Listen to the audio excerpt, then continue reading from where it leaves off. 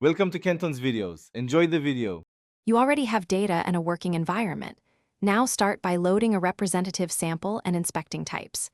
Use head and info to spot empty columns quickly and run describe to reveal suspicious min or max values. Once done, search for common placeholders like NA, null, empty string, -999, or 0 where it makes no sense. These are often coded missing values. Make sure to back up the original file before changes. This preserves provenance and lets you experiment safely. Next, you need to detect and quantify gaps systematically. Apply isnull and custom masks to flag empty and sentinel values, then aggregate counts and compute percent missing per column so you prioritize. Once you have percentages, sort columns to focus on high-impact fields. Also visualize. A heat map or bar chart shows block patterns and row-wise clusters. This reveals process failures or group-specific omissions.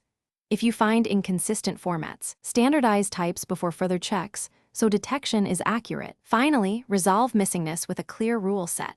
Drop insignificant columns or rows when missingness is extreme.